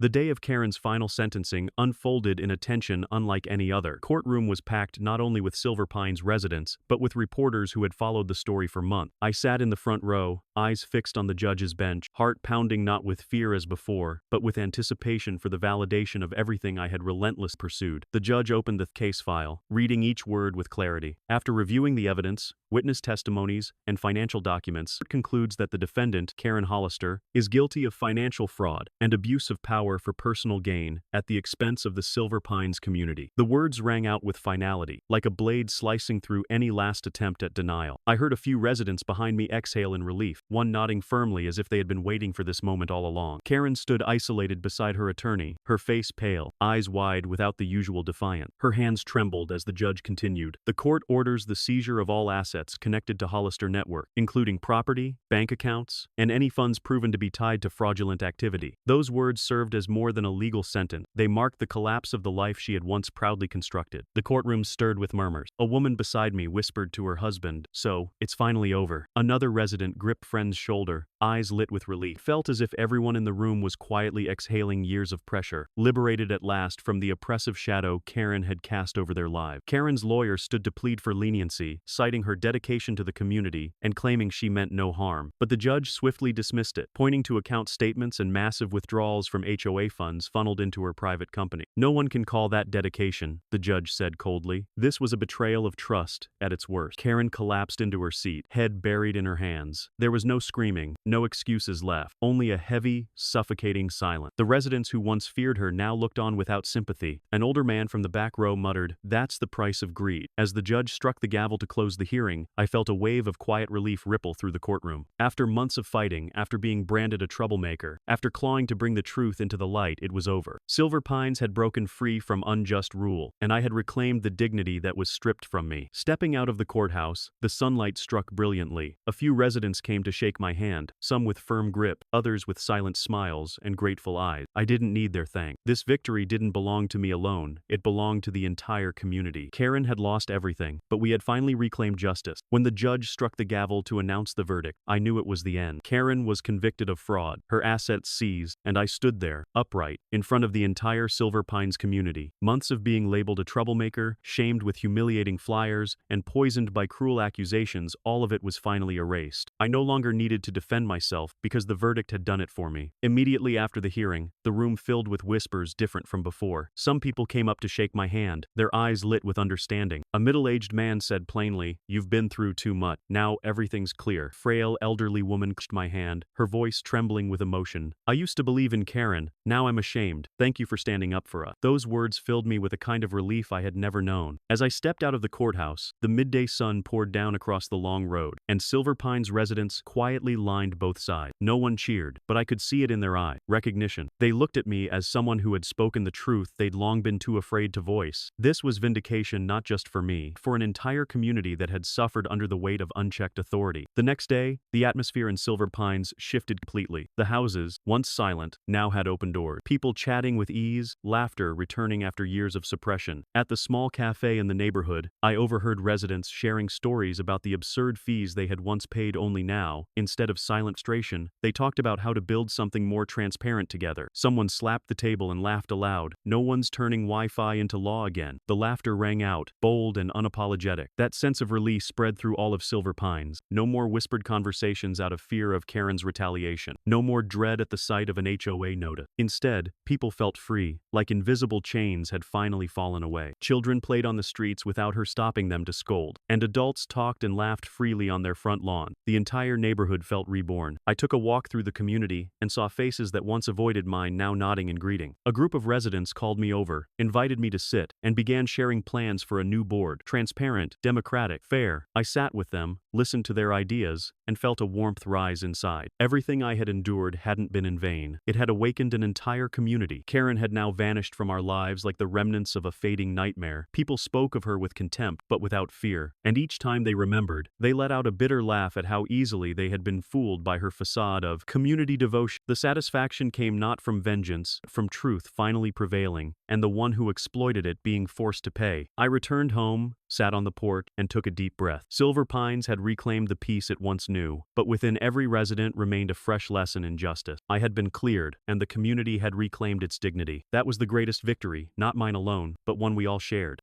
Karen once sat in the HOA chair with a triumphant expression, convinced her power was untouchable. But after the final verdict, it all vanished. She no longer had a chair to command from, no voice left to impose. Silver Pines, the place she once treated as her personal domain, was now filled only with cold and contemptuous stares. The small sign in front of the HOA office was quickly taken down, her name disappeared from the contact list, and the documents once bearing Karen's signature were now evidence in a fraud case. Losing the seat was only part of it. What broke Karen more was losing her dignity. Neighbors who once recognized her face now refused to return her glance. Families that once bowed to her rules now openly mocked her greed. Children who used to fear her now ran past her house giggling, repeating community Wi-Fi as a punchline. The reputation Karen had spent years building crumbled in a matter of weeks, leaving behind a void nothing could fill. Jake, her son, who used to cheerfully back his mother, now kept his head down when walking the street. Gone was the defiant posture he once struck on my porch. In its place was an averted gaze, slumped shoulders. Neighbors saw it, whispering constant. They hadn't forgotten the contempt in Jake's words, and now he paid the price in full, through the quiet scorn of the entire community. The pressure mounted each day. Some residents openly suggested the Hollister family leave Silver Pines altogether. No one wanted to share a neighborhood with those who had deceived and divided them. Every glare, every whisper, every headline that repeated Karen's name chipped away at what little pride she had left. Her family stayed locked inside for days, but the isolation only deepened. Eventually, the decision to leave was made. One morning, a small moving truck parked in front of the Hollister house. Belongings were packed in a hurry, messy boxes, worn curtains, pieces of furniture once displayed with pride, now dragged unceremoniously across the ground. Neighbors stood watching, saying nothing, but their silence carried more weight than 1,000 condemnations. Karen stepped out, her figure gaunt, hair unkempt. She glanced around, searching for a sympathetic face, found only indifference. I watched from a distance. There was no satisfaction, only calm. Justice had come, and Karen's downfall was inevitable. I saw her clutch an old handbag as she climbed hurriedly into the truck, Jake trailing behind her, head bowed. The door shut, and the truck rolled slowly out of Silver Pine. No one waved, no one said goodbye, only a trail of silent eyes followed until the vehicle disappeared. The brick-paved road grew quiet again. Silver Pine seemed to exhale as the Hollister family vanished. She had lost the HOA seat, lost her dignity, and at last, lost the place she once ruled. It was the final punctuation to a dark era, and the beginning of a new Silver Pines, where deceit would no longer survive. Right after the truck carrying the Hollister family left Silver Pines, the atmosphere in the neighborhood shifted entirely. After months of tension and years of living under invisible oppression, the residents suddenly felt as if they had just woken from a nightmare. People gathered in the small park at the center of the community, the same place where Karen used to host pressure-filled meetings. Today,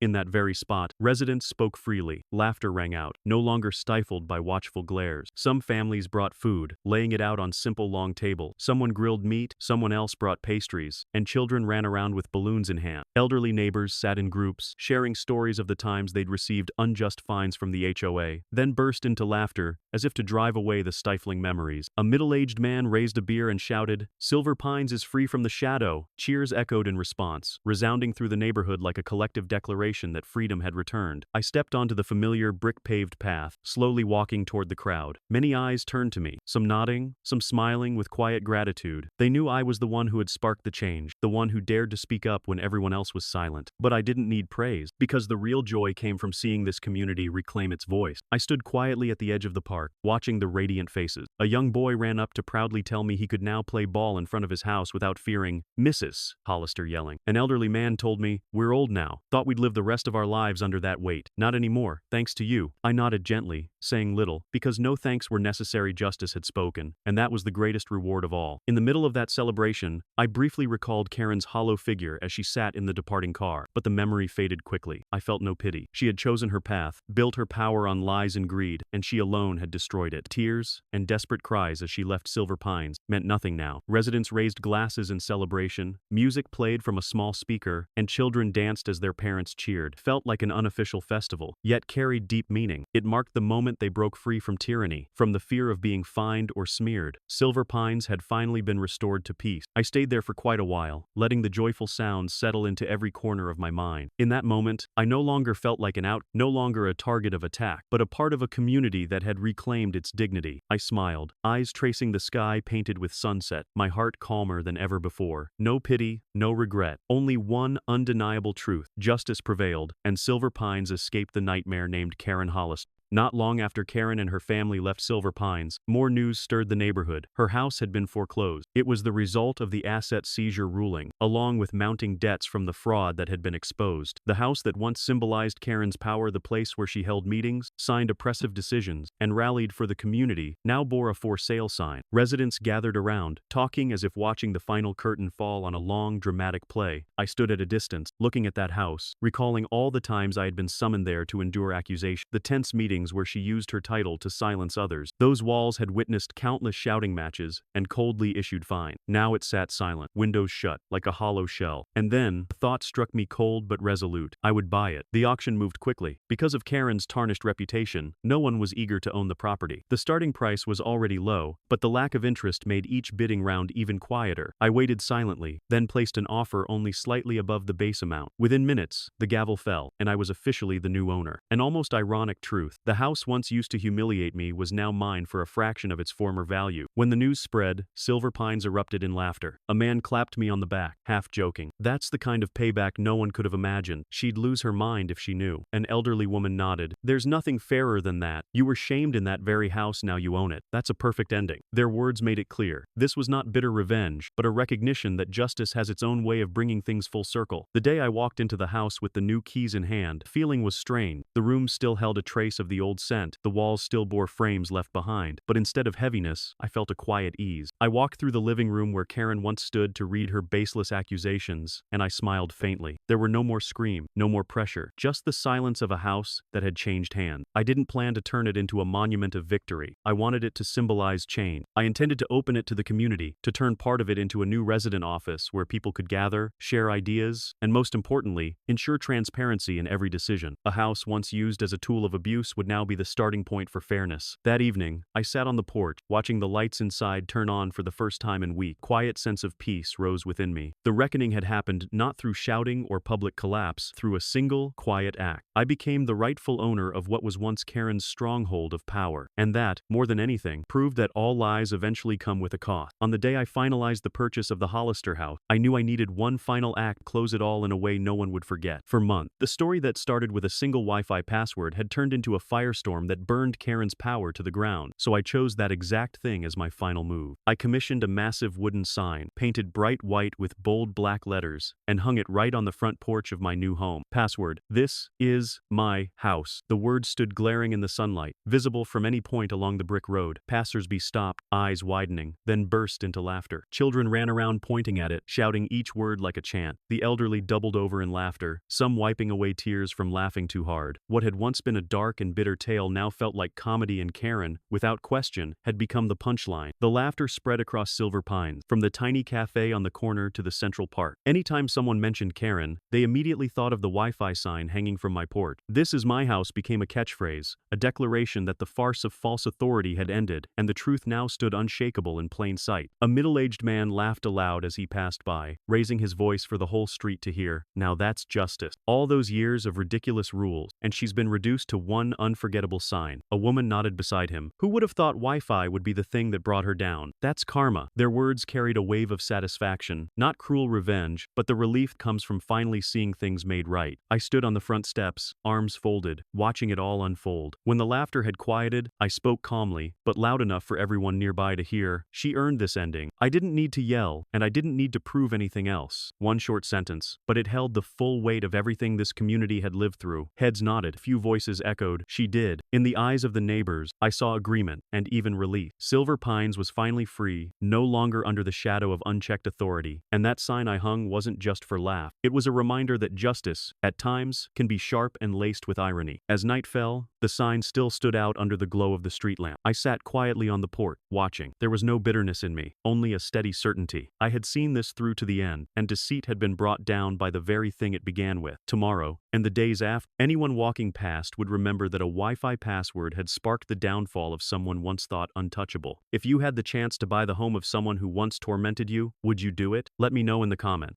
After all the turmoil, Silver Pines entered a new chapter. The residents unanimously agreed that the first order of business was to elect a new HOA board. The meeting was held in Central Park, the same place that had once witnessed so many tense scenes under Karen's reign. This time, the atmosphere was entirely different. No shouting, no imposition, only calm faces ready to speak up. Everyone understood that if another authoritarian figure took the chair, the dark history would simply repeat itself. The list of candidates wasn't long, few were eager to shoulder the responsibility, but those who stepped forward were respected residents, people who had once dared to question Karen and suffered for it. An older man, once unfairly fined for parking in front of his own home, stood and said clearly, "We need a board that works for the residents, not for their own pocket." His words were met with applause. When the final ballot was cast, everyone waited in silence. The results were announced. A diverse group of residents, spanning ages and professions, had been chosen as the new board. They weren't powerful figures, just ordinary faces you'd see every day on the street. It was that simplicity that earned people's trust. The new board immediately declared a complete overhaul of the system. Every fee would be publicly itemized, every decision subject to community vote. The rules would be transparent and specific, leaving no vague lines for anyone to exploit. A young resident proposed launching a website to publish all information, accessible to everyone. The idea was instantly approved, marking the first step in dismantling everything Karen had built. I sat quietly through it all, feeling a deep sense of peace. This was the Silver Pines I had hoped for, a community that learns from its stake, that rises after falling. The meetings were no longer places to receive orders, but to talk, deliberate, even debate passionately. But instead of fear, people felt excited because now, their voices truly mattered. Residents also voted to eliminate the absurd regulations Karen had enforced. No more baseless penalty notices, no more forcing people to share personal services. Instead, the community agreed to uphold only basic guidelines to maintain order and cleanliness, while everything else would be handled through mutual respect and discussion. The change was visible in everyday life. Children played freely on the sidewalk, and adults greeted one another with genuine warmth. No one averted their eyes to avoid being watched. A resident laughed and told me, "Now this is a place worth living in." I nodded, feeling relieved. Justice had been served, but more importantly, the community had been reborn from its own wounds. Silver Pines didn't change because of one person, but because everyone woke up. And it was transparency, fairness, and equality in the new rules that laid the foundation for a new chapter 1 with no room left for oppression or deceit. After the election of the new management board, the atmosphere in Silver Pines changed noticeably. Conversations in the park, laughter echoing on the brick-paved streets, everything pointed to a community coming back to life. Amid this transformation, I began to notice residents looking at me differently. Where once they had avoided me or looked on with suspicion, now, when I passed by, people nodded in greeting. Some even stopped to shake my hand. One elderly man, who had remained silent Karen publicly shamed me, stood in the middle of the street and said openly, "Mr. Monroe saved this neighborhood. We owe him a thank you." Those words didn't fill me with pride, but they did carry a sense of genuine respect. I was no longer seen as a troublemaker, but as someone who had done what the rest of the neighborhood had once feared. At the first meeting of the new board, I was invited to speak. I kept it brief. I don't want anyone in Silver Pines to go through what I went through. If we stay transparent and fair, no one will ever be able to abuse power again. When I sat down, the applause was long and resounding. It wasn't praise, it was acknowledgement. Life gradually returned to its natural rhythm. Homes lit up at night, small weekend picnics were organized, and children played freely in the yards, without being reprimanded. Silver Pines had finally regained its long-lost peace, once obscured by Karen's shadow and the oppressive old HOA. People no longer whispered behind each other's backs, or felt uneasy when a notice arrived. Instead, residents openly discussed, offered candid feedback,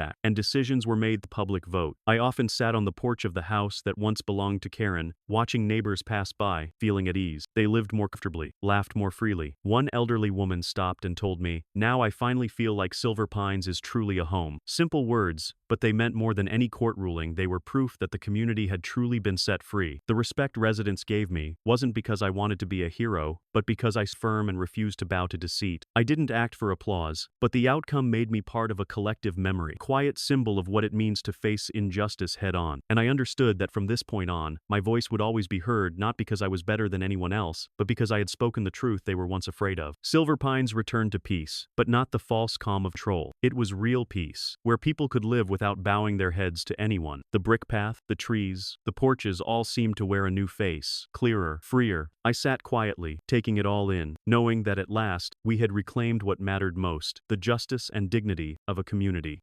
One quiet afternoon, I sat on the porch watching the last rays of sunlight stretch across the brick-paved road. Children were running around the yard, clear laughter echoing throughout Silver Pine. I suddenly thought it was time to tell this story to my grandchildren, not to boast, but so they'd understand that justice often begins with something small, something seemingly insignificant. That evening, as the whole family gathered around the dinner table, I began to tell them. I said it all started with a Wi-Fi password. The kids giggled, thinking I was joking. But as I continued, my voice slow and firm, the room fell silent. I told them how a woman named Karen, wielding power, turned absurdity into rule, using fear to manipulate an entire community. And I told them about the moment I chose not to stay silent, even if it began with something as simple as changing my own password. You see, I said, looking into each face, now listening intently, justice doesn't always begin in a courtroom or with grand verdicts. Sometimes it starts with a seemingly small act. As long as you're willing to stand your ground, the moment you dare to say no, you open the door for the truth to be heard. The kids nodded, their eyes reflecting thoughtful understanding. I went on, explaining how the hardest part was the isolation. When neighbors whispered, when eyes turned away, when shameful papers were posted on my door, I felt alone. But it was the resolve that got me through. If we surrender to those who abuse power, we don't just lose our right, we lose our dignity, I emphasized. Those words weren't just for my grandchildren. They were also a reminder to myself. One of them asked, "Were you scared when she called the police?" I smiled and replied, "Of course. Everyone's afraid when they're falsely accused. But the important thing is not letting fear control you." If I had stayed silent that day, Karen would have grown stronger, and Silver Pines might never have escaped the dark. The children were quiet for a long moment, then one softly said, "So being brave isn't not being scared. It's standing firm even when you are." Hearing that, I nodded, feeling a quiet relief. That was the lesson I wanted them to hold on to. The next generation needs to understand that silence in the face of wrong is complicity. No matter how powerful or aggressive the opponent, once the truth is brought to light, it will prevail. When the story ended, the room felt unusually warm. The children's laughter returned, but now their eyes held a new depth. I knew the lesson had reached them. Silver Pines was peaceful now, but the memory of those struggling days would remain. A reminder that justice doesn't come on its own, it must be reclaimed through resilience. I sat a little longer, sipping hot tea, watching the lights from the homes around me. A steady conviction echoed in my heart. Never yield to those who abuse power. That's what I've learned, and it's the legacy I hope to leave behind for the generations to come. Looking back on the path I've walked, I'm more convinced than ever of one truth. Sometimes, all it takes is one person to stand up, and an entire community can change. Silver Pines is living proof of that. For years, people lived in fear, accustomed to bowing before Karen and the absurd rules she imposed. No one wanted trouble. Everyone chose silence for the sake of peace. But that peace was only a facade, behind which injustice had taken root in every corner. And then, from one small action of mine changing a Wi-Fi password, everything began to shift. I wasn't a hero, nor was I looking for glory. First, I simply wanted to protect my own privacy. But when Karen stormed to my doorstep, screaming that the Wi-Fi belonged to the community, when her accusations and discrimination were laid bare, I realized this was no longer just personal. I had to take a stand. In that moment, the community slowly began to see that they,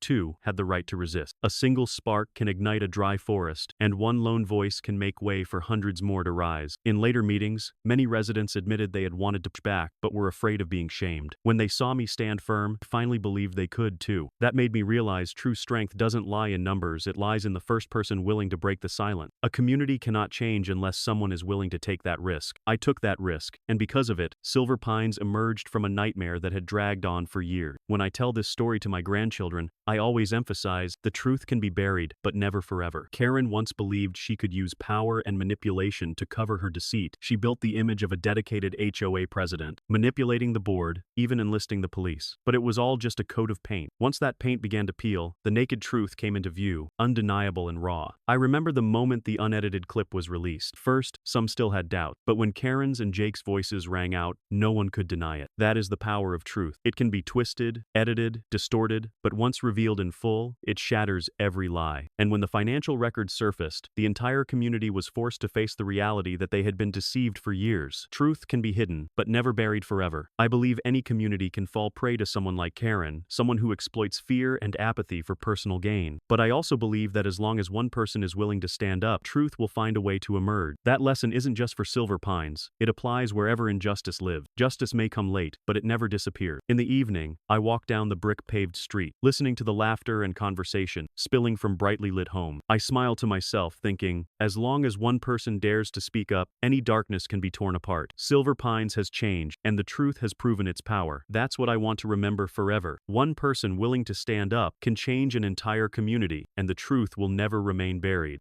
That afternoon, I sat alone on the A light breeze swept through, carrying the scent of wildflowers from the nearby park. On the table, my laptop sat open, the Wi-Fi icon glowing with a strong and stable signal. It was my private network, securely protected by a password known only to my family. An ordinary detail, perhaps, but to me, it held special meaning. Because from a single Wi-Fi password, my entire journey of resistance had begun. I slowly scrolled through online news archives, still storing articles about the incident. Line by line, they recounted how the Silver Pines HOA was exposed, Karen Hollister was removed, and how the entire fraudulent system was dismantled. Photos captured residents celebrating, the council announcing reforms, each image replayed in my mind like a film in reverse. Staring at the glowing Wi-Fi symbol, I let out a quiet laugh. Sometimes, justice truly begins with something so small no one could have predicted it. I leaned back in my chair, eyes on the now peaceful brick-paved street. Memories of those tense days came flooding in. I remembered Karen screaming at my door, the humiliating notices taped to my wall, the wary glances from neighbors as I passed. They were like old wounds that once felt unbearable. And yet, those very wounds forged my resolve. I didn't back down, didn't let deceit silence my voice. The journey was anything but simple. Every step was a risk, from the moment I turned on my camera to gather evidence, to standing alone in a meeting room filled with opposition, to walking into court with a stack of files. Each moment tested my will, but I came to realize the one thing that kept me grounded was the belief truth cannot be hidden forever. If I gave in, Silver Pines would remain shrouded in darkness. Now that darkness has lifted, Karen is gone from the neighborhood, and no one holds enough power to instill fear. The new board operates transparently. Residents speak up with confidence, and laughter has returned to the porches. I don't see myself as a hero, but I know my persistence helped unlock a door to change. It wasn't just my fight, it was a journey for an entire community to reclaim its dignity. I closed the laptop and watched the last of the sunlight fade. Children ran across the yard, shouting and laughing freely, no longer scolded by anyone. The adults stopped to greet each other with genuine smile, no longer hesitant. Silver Pines had truly regained its peace this time, not a fragile illusion, but the result of hard-won struggle. I took a deep breath, feeling the relief reach my very core. The journey had come to a close, and what remained was a simple truth. Justice can begin with a small act, and steadfastness can turn it into a flame that lights an entire community. Sitting on my porch, beneath a steady Wi-Fi signal, I smiled. Silver Pines had changed, and I knew I had seen the journey through to the very end. Night fell, and Silver Pines was eerily quiet. The brick-paved road glowed under soft amber lights. Windows shuttered after a long day, leaving only the faint chorus of insects echoing in the air. I sat on the porch, sipping hot tea, letting my thoughts drift back through the chaos of past months. All the rage, all of Karen Hollister's schemes that once blanketed this place, had now been replaced by a peaceful stillness. Karen was now just a name from the past, a memory no one in Silver Pines wanted to revisit, except as a humiliating cautionary tale. She had lost everything: power, reputation, even the house she once treated as her symbol. On the rare occasion someone brought her up, it was only in stories laced with irony. The neighborhood children hardly believed there had once been a president who screamed about rules, because to them, Karen was nothing more than a faded shadow, part of the warnings adults now shared with quiet amusement. I no longer felt anger when I thought of her. Only indifference remained, as if recalling a stain that had long been scrubbed clean. The community had come back to life. The residents had reclaimed their confidence, and Karen was nothing more than a mark left by greed exposed. She had chosen her path, and her disgraceful end was simply the consequence. Looking back, I chuckled to myself. Everything had started from what seemed like an insignificant action, changing my Wi-Fi password to protect my private network. Had I caved that day, perhaps none of this would have happened. But that small act of resolve had set off an entire chain of events, leading to the collapse of a deceitful regime. I smiled, murmuring as if to myself, it all started with a Wi-Fi password. It sounded simple, yet it carried the weight of everything I had been through. It reminded me that justice doesn't always begin with grand gestures, can stem from a single, righteous act. It reminded me that if we don't stand firm in the small things, we'll never have the chance to change the big one. I closed my laptop, looking at the Wi-Fi icon still glowing steadily. That stable signal had become my own private symbol, a reminder of everything that had passed. I knew Silver Pines would move forward with its new board, transparent rules, and I also knew that no matter what challenges might come next, this community would never return to the shadows it had once endured. Cool night breeze brushed by, and I let my body relax, eyes narrowing in quiet peace. Karen Hollister had vanished from our lives, leaving behind a disgraceful history no one wished to hold on to, and I, smiling, calm at heart, repeated one last time as a simple closing to it all. It all started with a Wi-Fi password. I sat quietly in the familiar courtyard of Silver Pine, watching the porch lights glowing across the neighborhood and listening to the distant sound of children playing. The atmosphere was so peaceful, it was hard to believe this place had once endured such tense chaos. chaotic days. From one seemingly trivial detail, a Wi-Fi password, the entire community had witnessed the downfall of false authority and the rebirth of justice. Now that everything had come full circle, I could finally look back on the journey with clarity and see that resolve is never meaningless. The day I changed my password, I had no idea it would become a turning point. Karen Hollister flew into a rage, declaring it a betrayal of the community, and then used every tool at her disposal to pressure me. Alongside her son, she spun a narrative of slander, posted shameful notices, and even brought the police to my doorstep. To many, I was painted as a troublemaker, but I knew that wasn't the truth, and it was that conviction that made me turn on the camera, document the evidence, and begin to fight back. The biggest surprise came from the community around me. At first, they turned away, choosing silence to avoid conflict. But once I released the unedited footage, once Karen's discriminatory words and manipulations were exposed, public opinion began to shift. Suspicious glances turned into outrage, hushed whispers gave way to outspoken voices. That's when I realized something vital. Once a single person stands up, the long silence can be broken, and others will find the courage to follow. From there, everything began to unravel. Internal emails, shady contract, inflated invoices, all of it pieced together into a full picture. As it turned out, Wi-Fi was just the surface of a calculated scheme to exploit the community. Karen had created an entire company in her own name, using the HOA's authority to extract money from residents. When this truth reached the courtroom, Silver Pines was shaken. People were stunned to learn they had been deceived for years without knowing it. But that outrage quickly became collective strength, and the community decisively cut ties with the dark. The moment Karen was left speechless in court was unforgettable. She, who had always wielded her shrill voice to dominate others, could not utter a single word of defense. Then the media got involved, and the story spread beyond the neighborhood, becoming a public example of power abuse exposed. The entire Silver Pines community breathed a collective sigh of relief when the board officially removed her, and law enforcement opened a criminal case. Everything she had clung to, her reputation, property, false respect, collapsed. When the Hollister family left the neighborhood, Silver Pines felt unburdened. The house she once used as a tool of control was foreclosed,